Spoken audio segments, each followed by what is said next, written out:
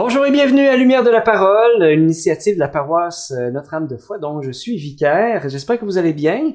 Alors, ça me fait plaisir de vous accueillir en ce mercredi 5 mai. Nous mettons à l'écoute de l'Évangile de Jésus-Christ selon Saint Jean. En ce moment-là, Jésus disait à ses disciples, « Moi je suis la vraie vigne et mon Père est le vigneron.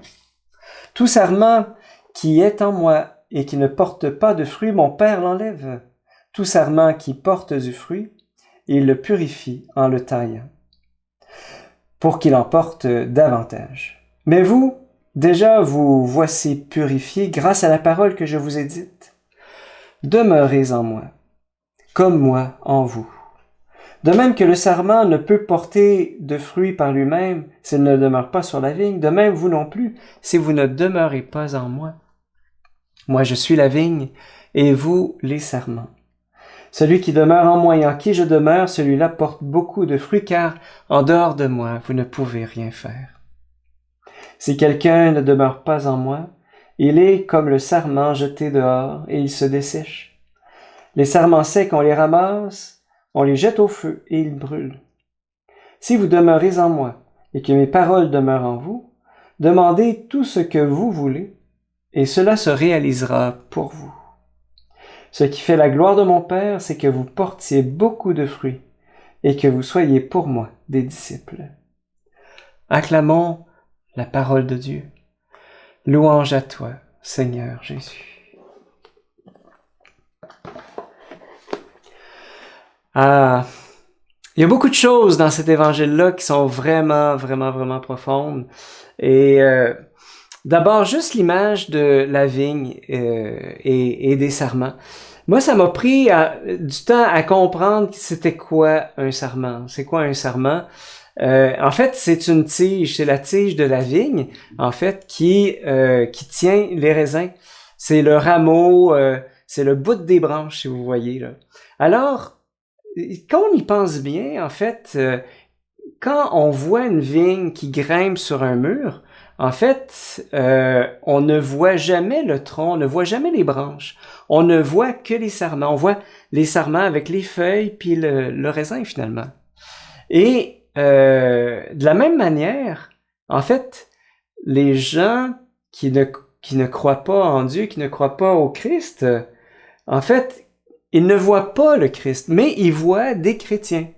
De la même manière que quand on regarde une vigne de l'extérieur, on ne voit que les sarments, finalement.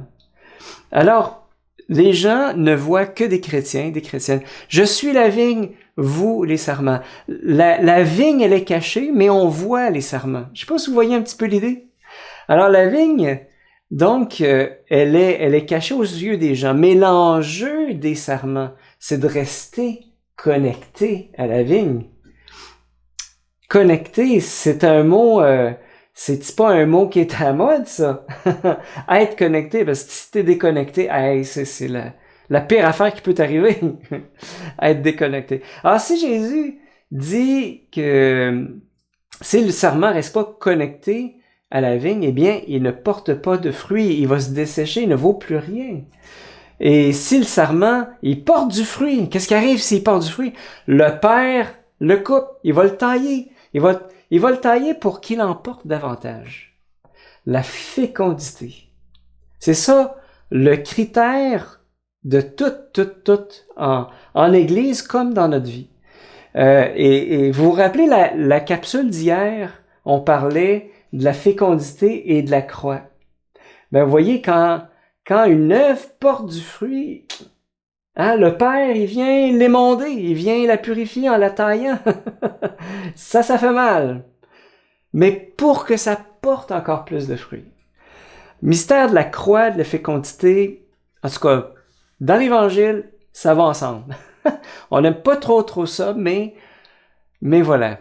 C'est quelque chose auquel on doit faire face, on doit s'habituer parce que c'est vraiment comme ça.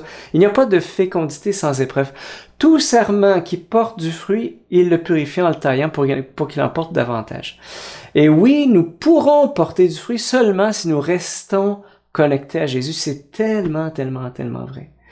On m'a déjà dit aussi qu'en botanique, il faut faire attention aux gourmands. Je sais pas si vous connaissez ça, les gourmands. Les gourmands, eh bien, c'est des branches qui poussent, mais qui portent aucun fruit. Et normalement, en botanique, il faut les couper. Sinon, ces branches-là tirent de la sève, ils tirent des nutriments qui vont priver les branches, les sarments qui, eux, portent du raisin. De sorte qu'on risque que d'avoir des raisins qui parviennent pas à maturité, finalement, par manque de nutriments.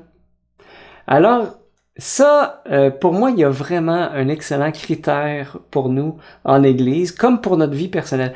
Qu'est-ce qui porte du fruit et qu'est-ce qui porte pas de fruit? Quelles sont les activités qui sont en fait comme des gourmands, qui nous prennent beaucoup de temps, qui nous prennent beaucoup d'énergie, qui nous prennent beaucoup qui drainent tellement d'énergie, mais qui portent aucun fruit? Est-ce qu'on serait prêt à laisser le Père? C'est, au contraire, qu'est-ce qui porte du fruit?